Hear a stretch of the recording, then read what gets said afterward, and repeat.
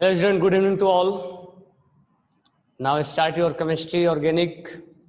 और पिछले क्लास में मैं आपको एप्लीकेशन के ऊपर क्वेश्चन करवा रहा था, बरोबर। तो हम स्टार्ट करेंगे stability of carbocation, carbanion, radicals, acidic character देखेंगे हम, ठीक है। जो स्पेशल केसेज है एसिडिक वाला वो हम अलग से देखेंगे, SIR इफेक्ट, ऑर्थो इफेक्ट, ठीक है। अभी हम पहले रेजोनेंस कैसे अप्लाई किया जाता है, कैसे यूज हो रहा है, वो सब हम चीजें भी जानने की कोशिश करेंगे, ठीक है। तो हम क्वेश्चन से स्टार्ट करते हैं। नाउ क्वेश्चन, आप जल्दी जल्दी क्वेश्चन को सोल्व करके मेरे को बताना। आप ये है रेडिकल, यहां पर है रेडिकल,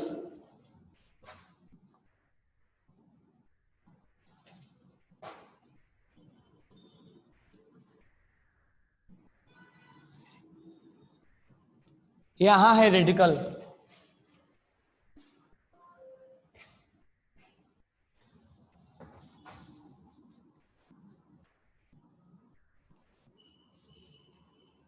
और यहां है रेडिकल।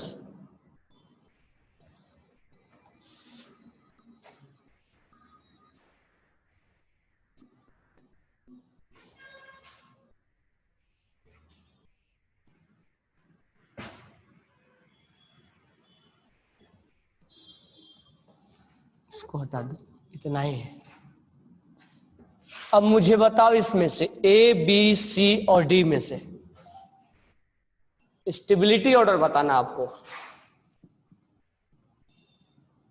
स्टेबिलिटी ऑर्डर बताना है।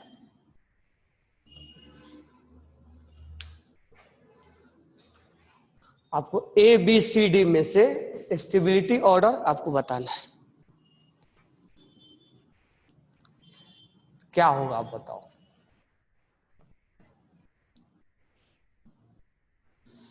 सोहम,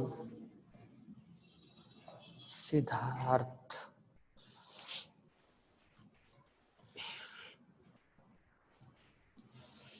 तो हम आज प्रैक्टिस ही करेंगे। प्रैक्टिस इसलिए करेंगे क्योंकि ये हमने बता दिया है दोनों, लेकिन एप्लीकेशन यूज कैसे करें हम उस चीज को, वो इंपॉर्टेंट हो जाता है। उस चीज को हम यूज कैसे करें वो हमारे लिए इंपॉर्टेंट हो जाता है, ठीक है। तो इसका आप देखो, सिद्धि, अभिषेक, देखो आंसर कैसे होगा इसका। रेडिकल्स, रेडिकल्स जो है याद रखना, रेडिकल जो है इलेक्ट्रॉन डिफिशियंट है, इलेक्ट्रॉन डिफिशियंट है। मैं ऑलरेडी आप लोगों को बता दिया है, मतलब ये इलेक्ट्रॉन्स की कमी है। अब देखो यहाँ पे ये जो रेडिकल है कार्बन का, और ये जो ग्रुप है ये देने का काम करेगा। और ऐसे ही बोल सकते हैं 2 डिग्री रेडिकल्स है, बोल सकते हैं ना, क्योंकि ये जो रेडिकल्स है उससे 2 कार्बन डायरेक्टली कनेक्टेड है, और ये जो रेडिकल्स है 3 डिग्री है। यहां से भी दिया जा रहा है इलेक्ट्रॉन्स, यहां से भी दे रहा है, और इधर से भी दिया जा रहा है। तो ये 3 डिग्री रेडिकल्स है। यानी यहां पर जो ग्रुप लगा हुआ है, जो इससे जुड़ा हुआ है, वो +I दिखा रहा है, देने का काम कर रहा है इसको। ये जो CH2 है ये +I दिखा रहा है, +I के थ्रू इसको रेजोनेंस इलेक्ट्रॉन्स दे के हेल्प करेगा। अब यहां पर जो +I है वो 2 है, 3 है। यहां पर इससे भी देगा, इससे भी देगा, और इससे भी देगा। इधर से भी इलेक्ट्रॉन्स दे रहा, इधर से भी दे रहा, इधर से भी दे रहा है।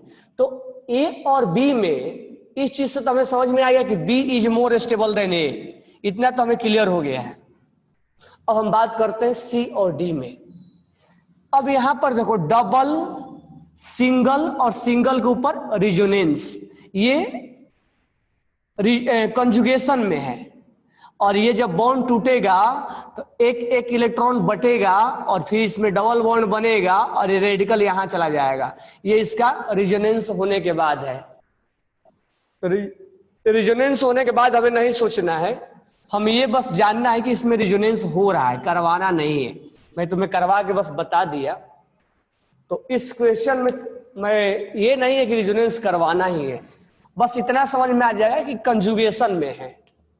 डबल सिंगल और रेडिकल ये कंजुगेशन में है। यहां पर अगर देखें तो डबल, सिंगल और रेडिकल ये भी कंजुगेशन में है, यानी यहां रिजोनेंस होगा और यहां भी रिजोनेंस होगा। अब यहां मेजोमेरिक नहीं बोलेंगे, क्यों? क्योंकि ये शिफ्टिंग हम आधे आधे हो रहे हैं ना, एक इलेक्ट्रॉन्स कहीं भी जा सकता है, ठीक है, तो रिजोनेंस दोनों जगह हो रहा है। तो रिजोनेंस होने से थोड़ा बहुत इसमें स्टेबिलिटी आएगा, क्योंकि ये एक इलेक्ट्रॉन है, इलेक्ट्रॉन्स डिस्ट्रीब्यूट होगा, इलेक्ट्रॉन है ना, इलेक्ट्रॉन्स क्या होगा, डिस्ट्रीब्यूट होगा, कभी इस पे जाएगा तो कभी इस पे जाएगा, कभी इस पे जाएगा, तो चार्ज डेंसिटी कम होगा। अब बात रहा रेजोनेंस इसमें भी हो रहा है, रेजोनेंस इसमें भी हो रहा है, तो स्टेबिलिटी किसमें ज्यादा माना जाएगा? तो देखो यहां पर जो है ये रेडिकल्स ये 2 डिग्री है, यानी एक तो रेजोनेंस के द्वारा स्टेबिलिटी तो इसको दिया जा रहा है, ये रेडिकल्स जो है स्टेबल है थ्रू रेजोनेंस, ये भी रेडिकल्स स्टेबल है थ्रू रेजोनेंस, तो both are stable through resonance, यानी दोनों के द्वारा स्टेबिलिटी दिया जा रहा है। रेडिकल रेडिकल इज स्टेबल या radical will feel stable, radical will feel stable through resonance, through resonance. और सेम स्टोरी इसमें भी है और सेम इसमें भी है, दोनों में रेजोनेंस की वजह से स्टेबिलिटी फील हो रहा है। लेकिन बात रहा कि दोनों में रेजोनेंस हो रहा है तो दोनों में स्टेबिलिटी कैसे हम मानेंगे? तो देखो यहां पर एक जो ग्रुप लगा हुआ कार्बन, ये देने का काम करेगा, कोई भी कार्बन लगा होगा तो देता ही है, कार्बन का मतलब वो देना ही है उसको। तो ये जो रेडिकल से 2 डिग्री है और ये जो रेडिकल से 3 डिग्री है, देखो इधर से भी दिया जाएगा और इधर से भी दिया जाएगा, बराबर है क्या? तो कहने का मतलब रेजोनेंस इसमें भी है, रेजोनेंस इसमें भी है, तो डिसाइडिंग फैक्टर कौन होगा हमारा? तो डिसाइडिंग फैक्टर यही जो होगा ये होगा। अब ये रेडिकल 2 डिग्री कैसे है? तो ये कार्बन से अटैच है और इस कार्बन से अटैच है, तो 2 डिग्री हुआ, और ये 3 डिग्री से हुआ, या इसको देने वाला एक तरफ से दिया जा रहा है और इसको देने वाला दो तरफ से दिया जा रहा है। तो हमारा जो डिफरेंशिएटिंग फैक्टर होगा अलग जो करेगा वो यही करेगा, तो D is more stable then C, ठीक है। अब बात रहा कि यहां रेजोनेंस के द्वारा स्टेबलाइज्ड है और यहां इंडक्टिव के द्वारा स्टेबलाइज्ड है, तो दोनों में से किसको चुनेंगे?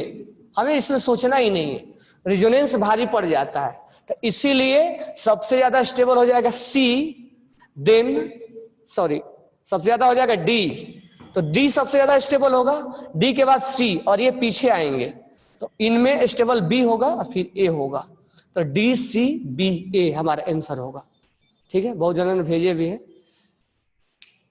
DCBA हमारा आंसर होगा।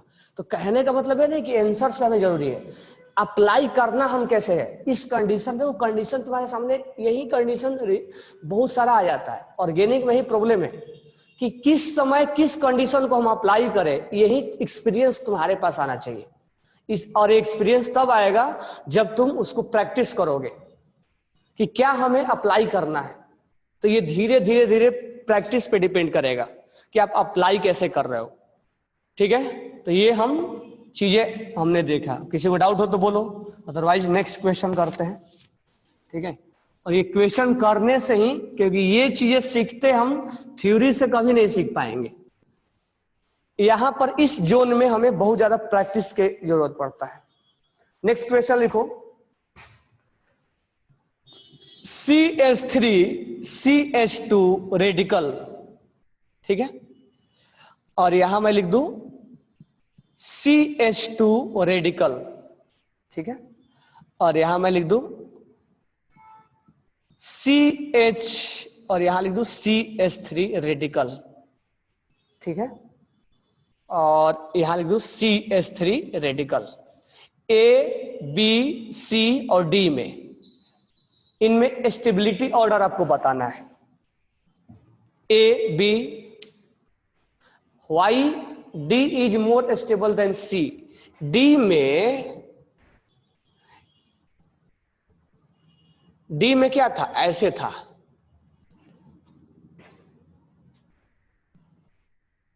डी में था या सी में था,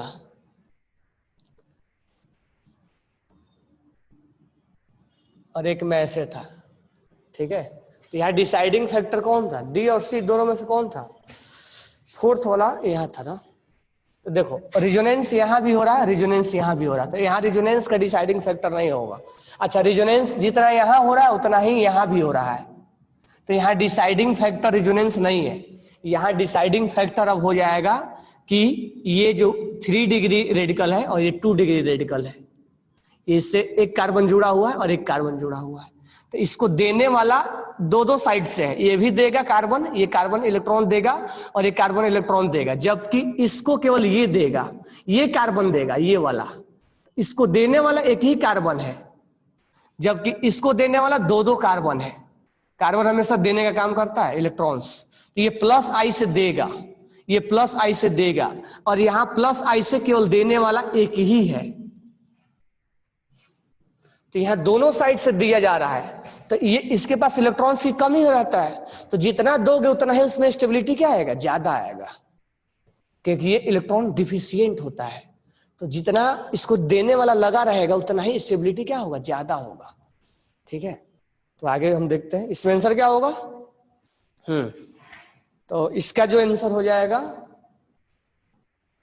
इसका जल्दी से करो, आंसर क्या होगा। अब देखो पहले ग्रुप को पहचानो, पहले ग्रुप को पहचानो। ये रेडिकल्स है, ये परेशान है, किसकी वजह से परेशान है, इलेक्ट्रॉन्स की कमी है।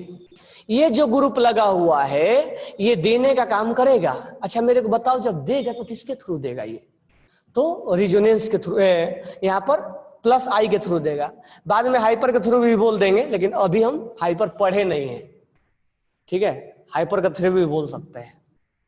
अब यहां पर देखो, ये जो ग्रुप, ये लोन पे सॉरी रेडिकल है, ये रिजोनेंस में पार्टिसिपेट है और ये पूरा घूमेगा ऐसे ऐसे, तो इलेक्ट्रॉन, रेडिकल्स का मतलब क्या हुआ, एक इलेक्ट्रॉन, तो हम क्या चाहेंगे, एक इलेक्ट्रॉन्स का लोकलाइज्ड होना या डीलोकलाइज्ड होना, हम चाहेंगे डीलोकलाइज्ड होना, हम नहीं चाहते हैं कोई चीज इलेक्ट्रॉन्स या चार्ज एक जगह लोकलाइज्ड हो, हम चाहते हैं डीलोकलाइज्ड हो, तो ये रिजोनेंस के थ्रू घूमेगा पूरे में, ये रेजोनेंस के थ्रू घूमेगा, तो ये जो है वो रेडिकल्स जो है एक इलेक्ट्रॉन्स है, रेडिकल्स मतलब क्या है, एक इलेक्ट्रॉन, अनपेयर्ड इलेक्ट्रॉन, रेडिकल्स मतलब क्या, अनपेयर्ड इलेक्ट्रॉन, तो ये रेजोनेंस यहां हो रहा है,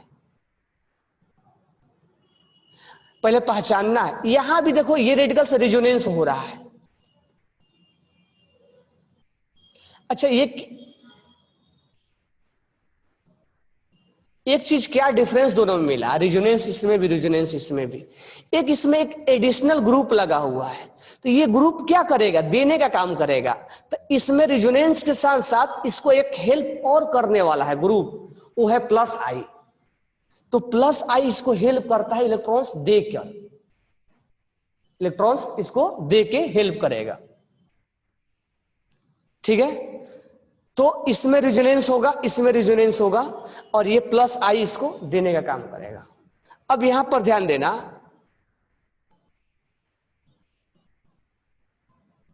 यहां रेडिकल है, यहां कोई ग्रुप लगा हुआ नहीं है, ये नॉर्मल, हम ये नहीं देखते हैं कि कौन सा, ये यहां पर हाइड्रोजन के लिए हम नेग्लेक्ट कर देते हैं कोई देने वाला है। तो बात रहा इसमें स्टेबिलिटी का, तो हम अब पहचान लिए कि ये रेजोनेंस के थ्रू स्टेबलाइज है, ये रेजोनेंस के थ्रू स्टेबलाइज है, ये प्लस आई के थ्रू स्टेबलाइज है, और इसको हेल्प करने वाला कोई नहीं है, ये 1 डिग्री भी नहीं है, तो सबसे ज्यादा रेजोनेंस को भारी पड़ेगा। अब रेजोनेंस और रेजोनेंस 2 है, तो दोनों में से कौन ज्यादा भारी पड़ेगा, सी। क्यों भारी पड़ेगा, क्योंकि ये 2 डिग्री है, या ये बोल सकते हो कि इसको एक और एडिशनल लगा हुआ है जो प्लस आई से इसको हेल्प कर रहा है, तो C is most stable, then B, then A, then D, ये हमारा स्टेबिलिटी ऑर्डर होगा, सी बी ए डी, ठीक है, बहुत जन भेजे भी हैं, सी बी ए डी, बरोबर है। तो ये ऐसे पहचानना है, और ये ध्यान रखो, ये अगर तुम्हें ऑर्गेनिक में कहीं प्रॉब्लम होगा तो इसी इसी जगह पे प्रॉब्लम होगा।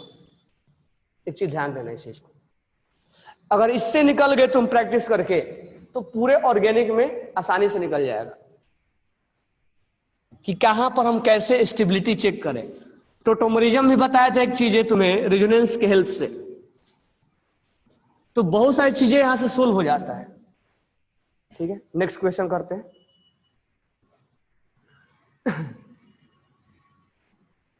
चलो नेक्स्ट क्वेश्चन कर लेते हैं, थोड़ा इजीएस्ट लेते हैं क्वेश्चन। C माइनस, ठीक है, C फ्लोरीन, ये बाकी जगह हाइड्रोजन लगा हुआ है, मैं लिख नहीं रहा हूं। C chlorine, D C bromine. मुझे बताओ स्टेबिलिटी क्या होगा, स्टेबिलिटी क्या होगा इसमें, स्टेबिलिटी क्या होगा, स्टेबिलिटी ऑर्डर क्या होगा कार्बोएनाइन का, BCAD।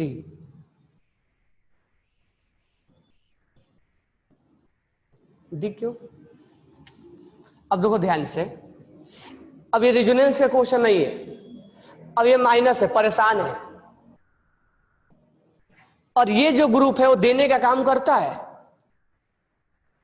तो ये इसकी और परेशानी बढ़ जाएगी। अब यहां पर भी दो कार्बन है, यहां भी दो कार्बन है, यहां भी दो कार्बन, यानी ये हमारा डिसाइडिंग फैक्टर नहीं होगा। हमारा डिसाइडिंग फैक्टर जो होगा ये सब होंगे, क्योंकि दो कार्बन यहां से भी देगा, यहां से भी देगा, यहां से भी देगा, यहां से भी देगा। अब फ्लोरीन क्या करेगा, रिजोनेंस तो कहीं दिख नहीं रहा, कहीं कॉन्जुगेशन दिख रहा है क्या, नहीं दिख रहा है। ये फ्लोरीन -I के थ्रू खींचता है, क्लोरीन -I के थ्रू खींचता है, और ब्रोमीन -I के थ्रू खींचता है, और इसमें खींचने वाला कोई नहीं है। अब इनमें पावर किसका ज्यादा है खींचने का, फ्लोरीन, क्लोरीन और ब्रोमीन का।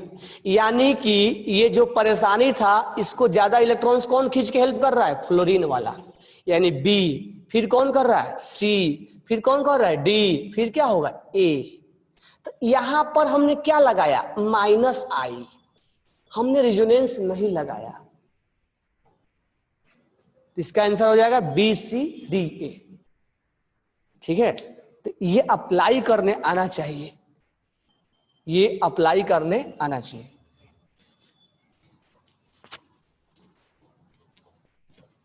ठीक है, अब नेक्स्ट क्वेश्चन लेते हैं।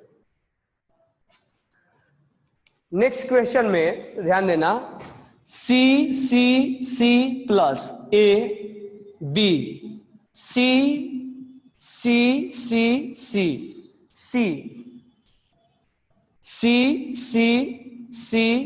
PH, और D में CPH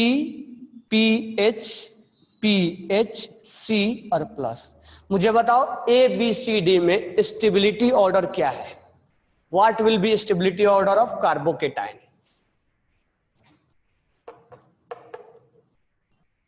थोड़ा फास्ट बनाओ इसको, जल्दी जल्दी सोचो, क्योंकि हम इजी से थोड़ा हार्ड में जाएंगे। जब एक बार हम सोच लेंगे सही से, इजी से हम हार्ड में जा सकते हैं।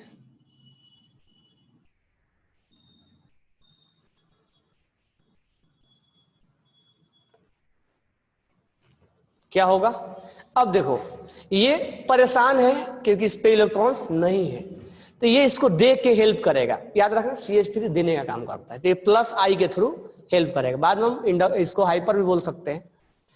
अब यहां पर ये भी बोल सकते हैं कि 2 डिग्री है, बोल सकते हैं ना।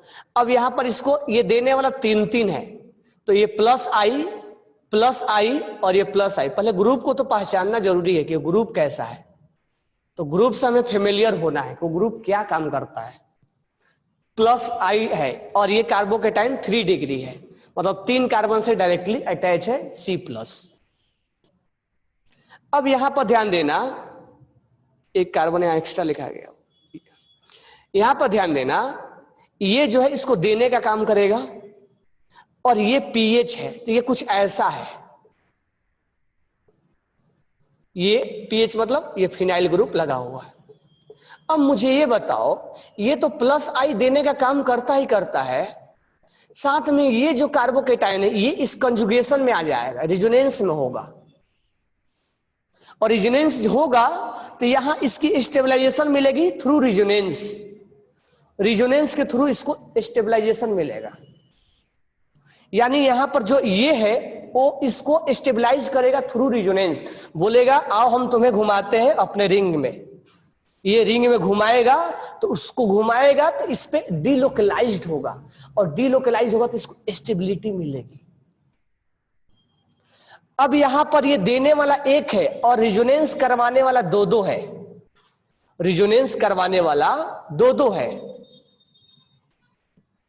रिजोनेंस करवाने वाला दो दो है,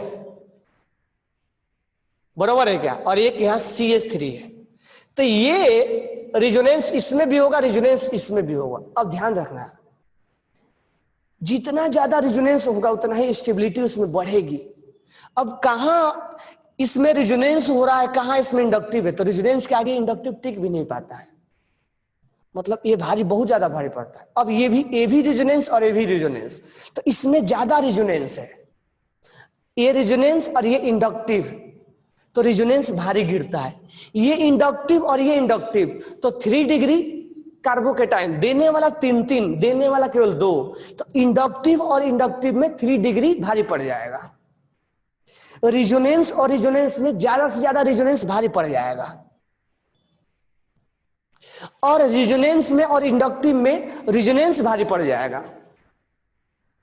तो कहने का मतलब यह है कि इसमें इंडक्टिव और इसमें इंडक्टिव, तो जीतेगा कौन? बी जीतेगा। इंडक्टिव और इंडक्टिव में मोर इंडक्टिव जीतेगा, क्योंकि देने वाला 3 लगे हुए हैं। तो हमारा मेन पर्पस है कि जो ग्रुप है उसको पहचानना है, उसको आइडेंटिफाई करना है। और ऐसे भी बोल सकता हूं 3 डिग्री कार्बोकेटायन है, 3 कार्बन से जुड़ा हुआ, तो ये देने वाला ही होगा। और 2 डिग्री, तो 3 degree is more stable then 2 degree, inductive और इंडक्टिव में। अब ये रिजोनेंस और रिजोनेंस हो रहा है, तो मोर रिजोनेंस, तो डी इज ग्रेटर देन सी। अब रिजोनेंस इसमें है, इसमें रिजोनेंस का नामो निशान नहीं है, तो रिजोनेंस वाला तो कैसे भी भारी पड़ना है, तो डी सी और ये बी और ए, तो डी सी बी ए, ये हमारा आंसर होगा। ठीक है, तो ऐसा नहीं कि हमें चीजों को समझना है तब हम डेप्थ में और आगे जाएंगे, ये नहीं कि भारी न्यूमेरिक ऐसे ऐसे क्वेश्चन कर ले कि हमें समझ में नहीं आ रहा। पहले छोटे छोटे चीजों से अपना लॉजिक डेवलप करना है। जब हमारा लॉजिक डेवलप हो जाएगा, जब चीजें समझ में आने लगेगी, जब हम ग्रुप की पहचान करने लग जाएंगे, जब हम फेमिलियर हो जाएंगे उस चीज से, जब हमारा दिमाग दौड़ने लगेगा, हाँ ये इंडक्टिव हो रहा है, ये रिजोनेंस हो रहा है, ये ज्यादा रिजोनेंस हो रहा है, कम रिजोनेंस हो रहा है, यहाँ पर बैक बॉन्डिंग बन रहा है, तो हम अपने आप उस चीज से खुद ही अपने आगे का आंसर हम निकाल लेते हैं। ठीक है, अब ध्यान देना, यहाँ पे अगर एक क्वेश्चन आए सी सी सी प्लस, सी सी और सी प्लस, और यहां लगा दूं मैं fluorine, C C C plus chlorine, C C plus chlorine bromine. अब मुझे बताओ stability order A B C D. अभी इसी तरह का क्वेश्चन मैं पूछा था इंडक्टिव के लिए। अब इसका आंसर जल्दी से बताओ क्या होगा, कौन ज्यादा स्टेबल है?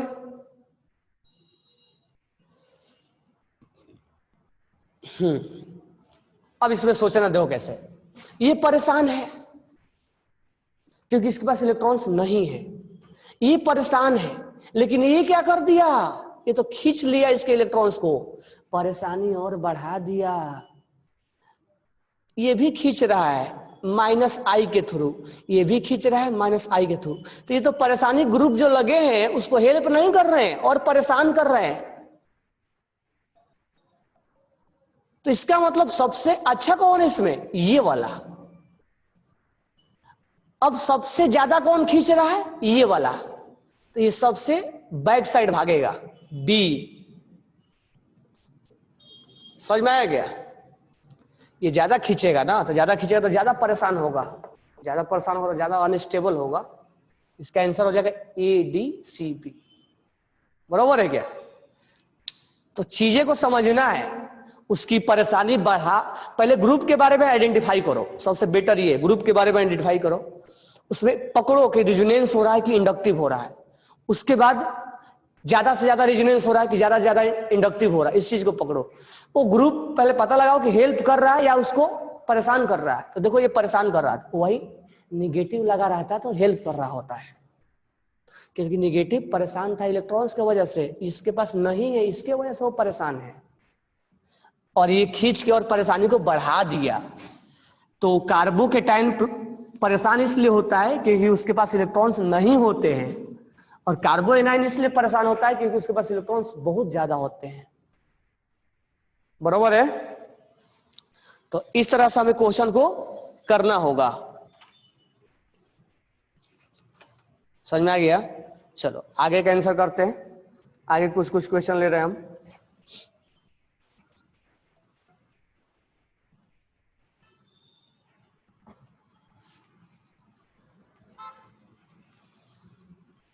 चलो अब थोड़ा रिंग में आते हैं।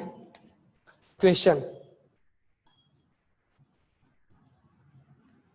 ये रिंग में ऐसे भी लिखा जाता है ताकि ये जो इलेक्ट्रॉन्स है वो डबल बॉन्ड जो है वो घूम रहा है, ठीक है।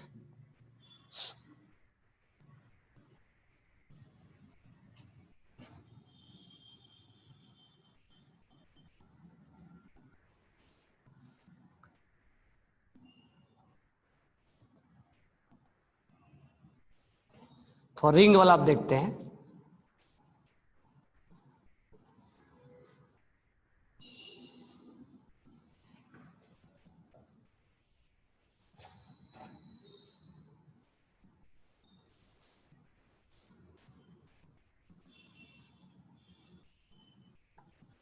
चलो ए बी सी डी, अब तुम्हें समझ में आ गया होगा कि ये इस अगर ग्रुप को छोड़ दिया जाए तो सब में एक जैसा है ना। इसको भी ऐसे ही लिख दे रहा हूं, सब में एक जैसा ही है। तो ग्रुप ही हमारा डिसाइडिंग फैक्टर है कि स्टेबिलिटी ऑर्डर किसका होगा। तो जल्दी से आंसर करो मुझे कि इसमें स्टेबिलिटी ऑर्डर किसका होगा, कौन ज्यादा स्टेबल होगा।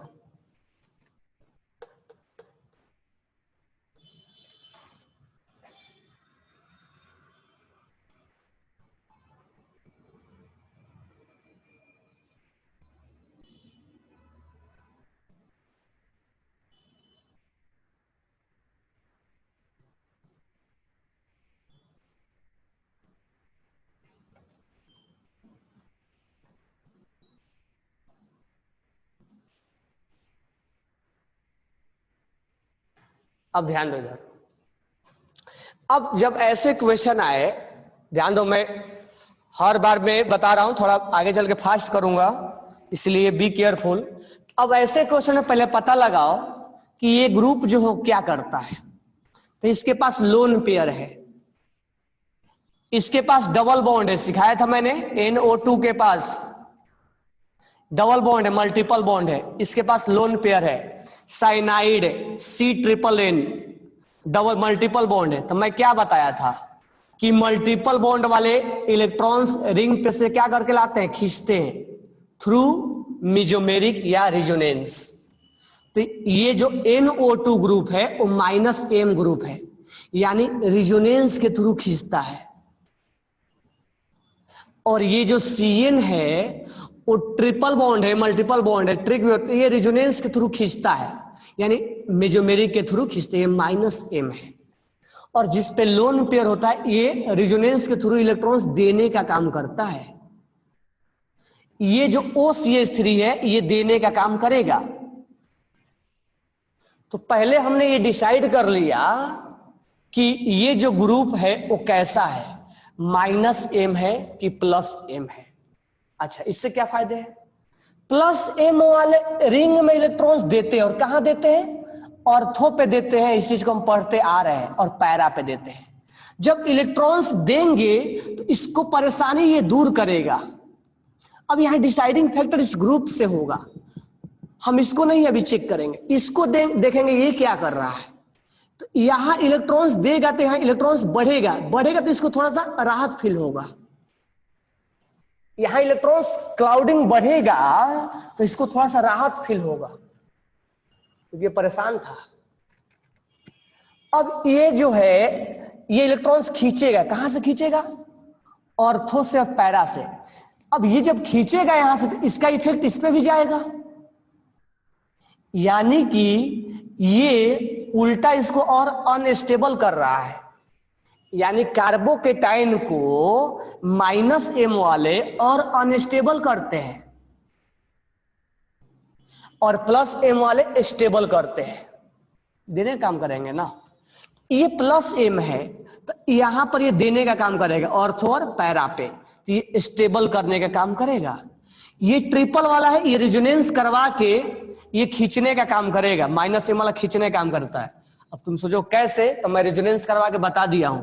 ये जब रिजोनेंस करवाओगे तो रिंग में क्या आएगा? पॉजिटिव, और यहाँ क्या आएगा? निगेटिव, और यहाँ क्या बनेगा? Double bond. रिंग में प्लस आने का मतलब ये इलेक्ट्रॉन्स खींचा जा रहा है, फिर प्लस कहाँ आएगा? यहाँ पे आएगा, ये डबल बॉन्ड यहाँ आएगा। रिंग में प्लस आने का मतलब वो रिंग से इलेक्ट्रॉन्स खींच के ला रहा है इधर, और रिंग में निगेटिव आएगा ये जब रिजोनेंस होगा तो रिंग में निगेटिव आने का मतलब होता है रिंग को ये इलेक्ट्रॉन्स दे रहा है। और किस पोजीशन को देगा? ऑर्थो और पैरा से। और किस पोजीशन से खींचेगा? ऑर्थो और पैरा से। किस पोजीशन से खींचेगा? देगा ऑर्थो और पैरा को। किस पोजीशन से खींचेगा? ऑर्थो और पैरा से। तो ये रिजोनेंस के थ्रू खींच रहा है,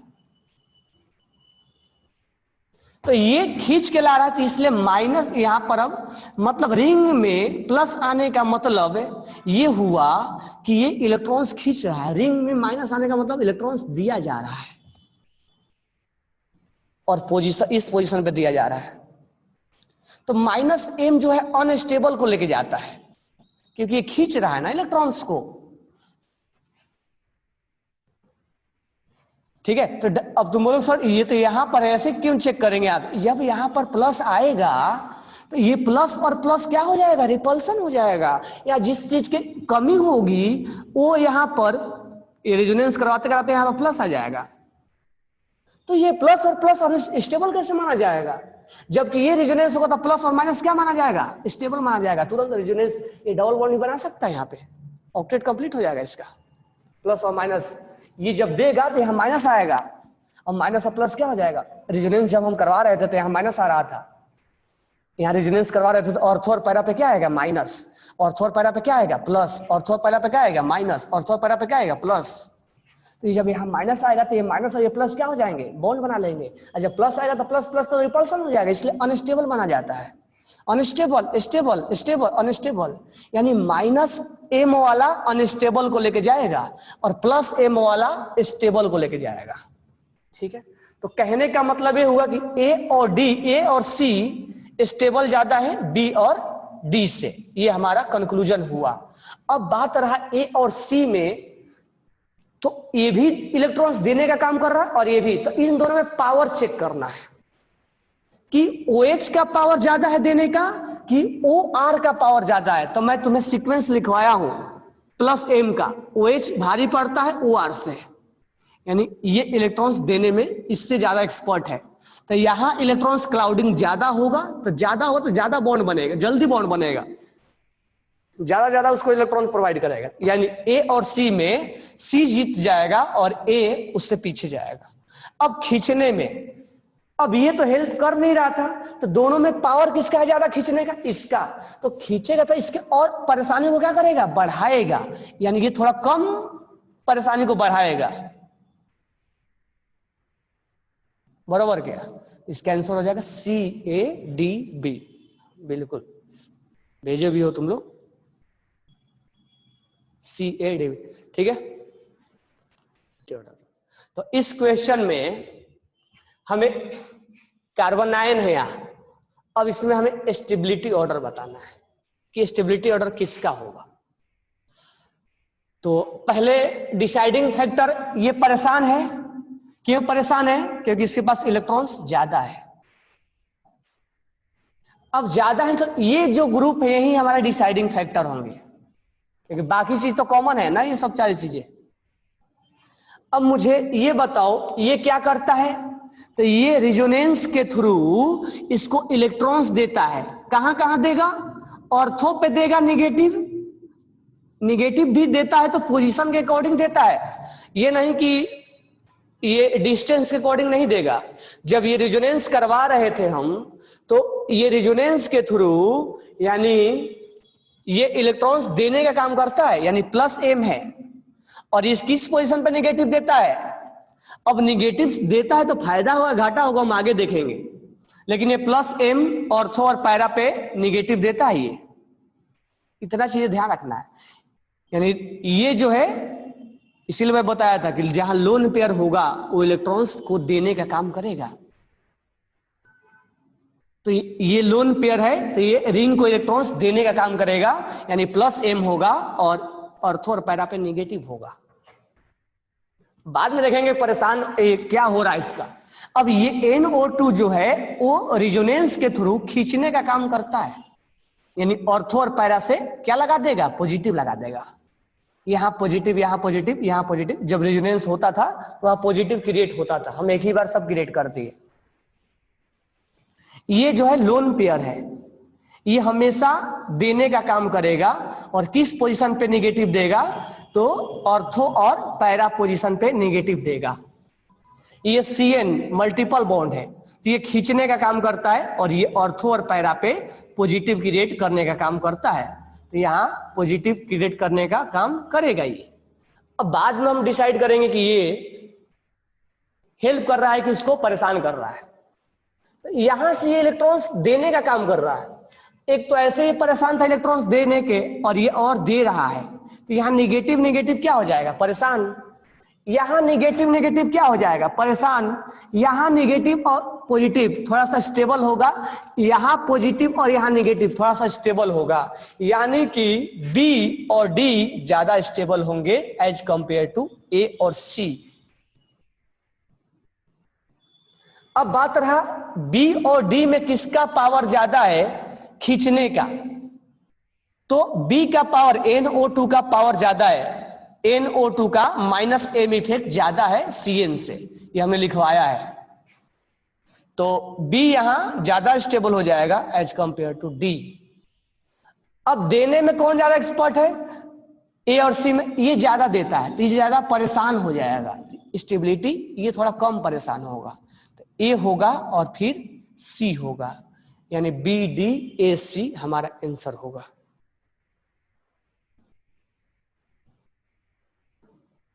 समझ में आ गया।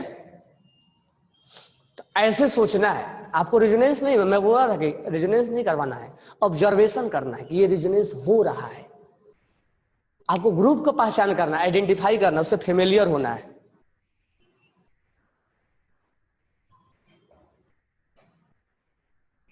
बराबर है। अब नेक्स्ट ध्यान दो, अब इसी में एक नया कॉन्सेप्ट जोड़ते हैं। नया कॉन्सेप्ट क्या जोड़ेंगे, धीरे धीरे कॉन्सेप्ट हम लेके चलेंगे, एक एक कॉन्सेप्ट, बहुत सारा कॉन्सेप्ट आएगा। अब इस क्वेश्चन में ध्यान देना,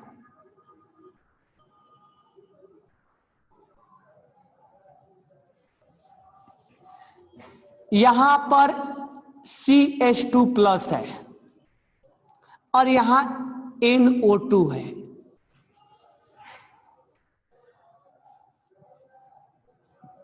यहां पर CH2 प्लस है।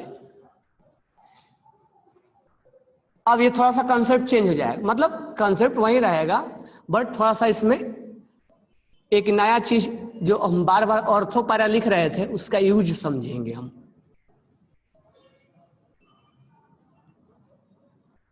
अब मुझे बताओ ABCD में ज्यादा स्टेबल कौन है, यहां कार्बोकेटाइन कौन ज्यादा स्टेबल है। ABCD में ज्यादा स्टेबल कौन है, ए है। ले सीक्वेंस बताओ ABCD का।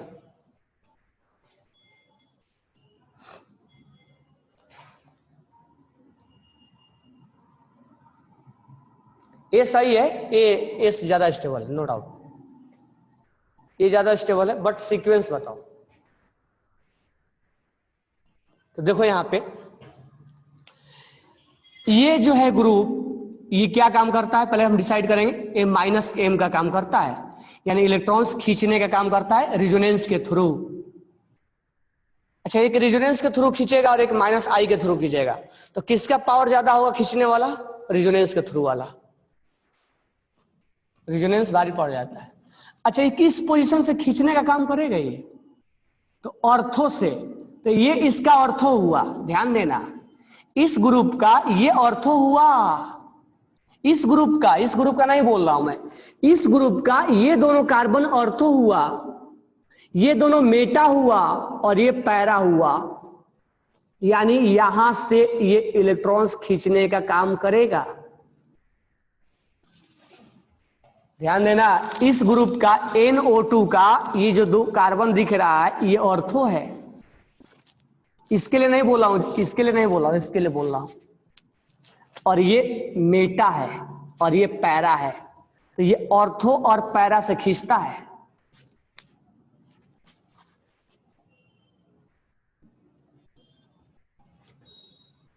अब अगला ध्यान देना, ये -m के थ्रू खींचेगा, कहां से? ऑर्थो और पैरा से। अब इस ग्रुप के लिए ऑर्थो है और ये मेटा है और ये पैरा है।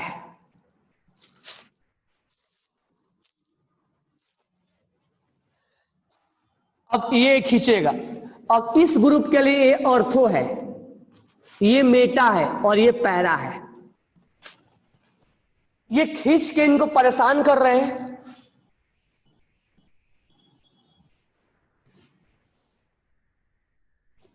तो इसमें परेशान करने वाला कुछ भी नहीं है, तो हमारा ए ज्यादा स्टेबल हो, लेकिन डिसाइडिंग फैक्टर बी, सी और डी में हमें देखना है, मेन यही काम है हमारा। अब इसमें जो है, अब इसमें हम कैसे डिसाइड करें? तो देखो इसमें कैसे डिसाइड करेंगे। ये जब खींच रहा था तो ये कहां से खींचता है? ऑर्थो और पैरा से खींचता है। तो ये ऑर्थो वाले हिस्से में ये आ रहा था, लेकिन ये जब खींच रहा था तो ये ऑर्थो वाले हिस्से पे प्लस नहीं आया है इसके, ये मेटा पोजीशन पे है, ये जो है इसके मेटा पोजीशन पे है, यानी कि ये अगर खींचेगा तो -m इफेक्ट इसके लिए कोई काम का नहीं है, यानी यहां से इलेक्ट्रॉन्स ये रेजोनेंस के थ्रू नहीं खींच पाएगा, क्योंकि ये ऑर्थो और पैरा पे ये नहीं आ रहा है, ये मेटा पे आ रहा है। तो यहां -m के थ्रू खींचना बोलना गलत है। तो कौन सा इफेक्ट लगेगा? NO2 यहां -I के थ्रू खींचेगा, क्योंकि ये इसके मेटा पोजीशन पे आ रहा है, इसीलिए यहां -I के थ्रू ये खींचना हम बोलेंगे, ये नहीं बोलेंगे क्योंकि ये इसके मेटा पोजीशन पे आ रहा है और मेटा से ये खींचता नहीं है, क्योंकि डिस्टेंस डिपेंडेंट नहीं होता है, इसीलिए ये इसके मेटा पोजीशन पे आने की वजह से, यानी इसके एरिया में नहीं आ पा रहा है, इसीलिए हम -m के थ्रू खींचना, ये बोलेंगे कि -m के थ्रू नहीं खींच रहा है। लेकिन ये NO2 है, मोर इलेक्ट्रोनेगेटिव है, तो ये -I के थ्रू भी खींचेगा। तो ऐसा नहीं कि इस पे -I नहीं लगेगा। मैं अब बोलूं कि सर इस पे तो -I लगेगा ना, उस पे -I बोल के हम क्या करेंगे? इस पे तो रेजोनेंस लग रहा है ना, तो रेजोनेंस और -I में तो रेजोनेंस जीत जाता है। तो हमें इसमें रेजोनेंस और इसमें मत सोचना कि सर इसमें तो 5 एलिमेंट ज्यादा लग रहा है, एक तरफ रेजोनेंस है एक तरफ -I है, तो रेजोनेंस जीतता है। लेकिन यहाँ पर ये इसके हिस्से में रेजोनेंस के थ्रू नहीं खींचा गया है, तो ये इसका इफेक्ट तीसरे कार्बन तक है और यहाँ तक आएगा इसका इफेक्ट। तो ये इलेक्ट्रॉन्स इस सिग्मा बॉन्ड के थ्रू अपना -I दिखाएगा। एक चीज यहाँ ध्यान देना, क्या ध्यान दोगे? अगर मैं बोलूं कि NO2, ध्यान देना, NO2 यहां से खींचता है, तो यहां से रेजोनेंस के थ्रू खींचता है, लेकिन यहां से कैसे खींचेगा? -I के थ्रू। यहां से भी इलेक्ट्रॉन्स खींचा जाएगा, लेकिन ये -I के थ्रू खींचा जाएगा यहां से। अच्छा, यहां से कैसे खींचा जाएगा? तो -I के थ्रू खींचा जाएगा। सर यहां -I नहीं लगता है क्या? -I के थ्रू लगेगा, लेकिन यहाँ रेजोनेंस बोलने में क्या फर्क पड़ता है? रेजोनेंस भारी पड़ता है ना,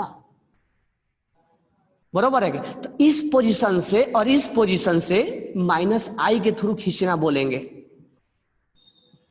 और इस पोजीशन से प्लस m के थ्रू खींचना बोलेंगे।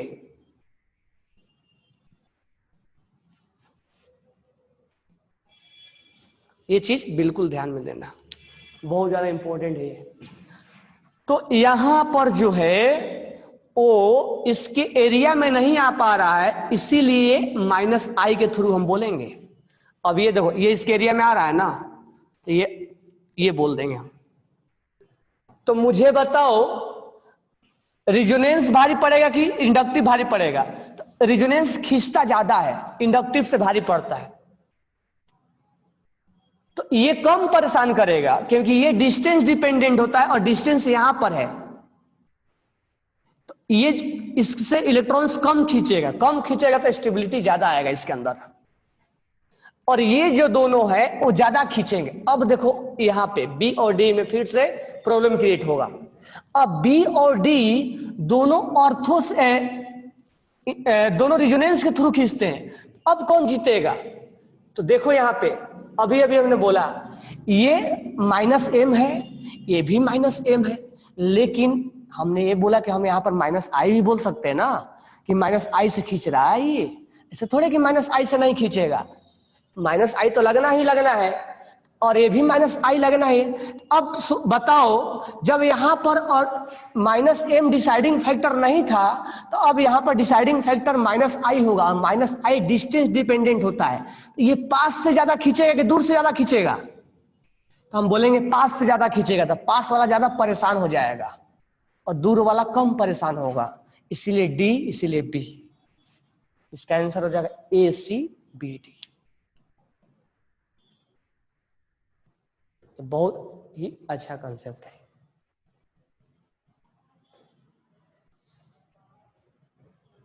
समझ में आ गया?